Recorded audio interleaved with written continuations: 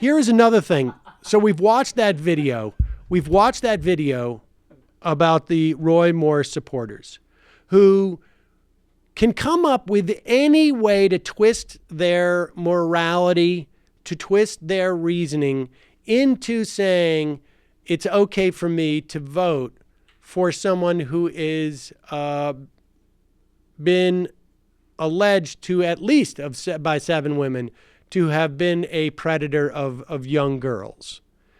And the real issue in this race, in terms of electorally, is what's going to happen is it's all going to be based on turnout. And about 27% of the electorate is African American in Alabama. And so it is a huge imperative for Doug Jones to rally the African American vote. This is why, and this is a fairly straightforward calculation. This is why in 2011, in Shelby County, Alabama, versus Holder, the Supreme Court, at a 5-4 decision, gutted a key provision of the Voting Rights Act, which was how pre-clearance provisions were calculated.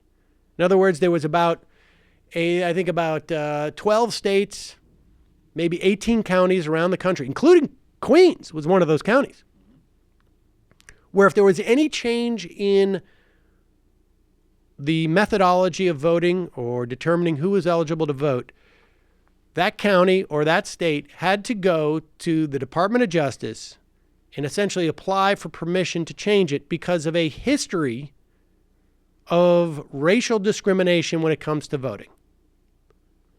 The Supreme Court, in a 5-4 decision, gutted that provision, even though it had been reauthorized by the Senate 4 years earlier,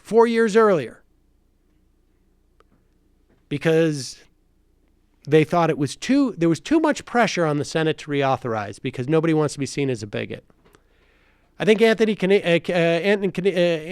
Kennedy said that he thought that there was no more racism, more or less, to deal with. I thought it was a thing of the past. Hours after that, the Alabama and a whole series of states across the country imposed new voting restrictions. In this instance, a very, very narrow set of voter IDs were allowed for voting in that state. Here's a couple of facts so that you understand the implications of this. 62% of Alabama's black citizens depend on public transportation versus 34% of whites, which means that only 38% of blacks in Alabama need to have a driver's license to get around. Alabama has recently shuttered 31 driver's license offices in that state. And apparently, in every single county where black people make up more than 75% of registered voters, their driver's license office has been closed.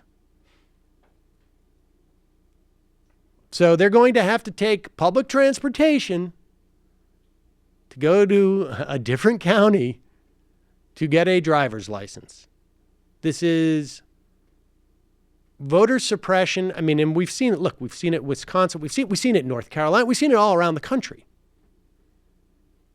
But this is what the challenge is to mobilize people to go out and vote when it's very difficult for them to actually even cast a ballot. And this is the implications of, this is why one Supreme Court justice makes a world of difference. Merrick Garland wouldn't have been my pick. Merrick Garland would have been one vote that may have had them revisit Shelby v. Holder because it was a joke of a ruling. And this is we're going to see this play out in state after state after state. We saw it in Wisconsin in this past election. See it in North Carolina. We're going to see it all across the country. And they're going to continue to do this. It's just unbelievable. Hi, folks. Sam Seder here. We still need your help on our Patreon page. YouTube ads have come back, but not nearly as much as we had before. So if you can help us out, any little bit helps. Head over to our Patreon page right at this URL, and you'll help us keep helping you by making videos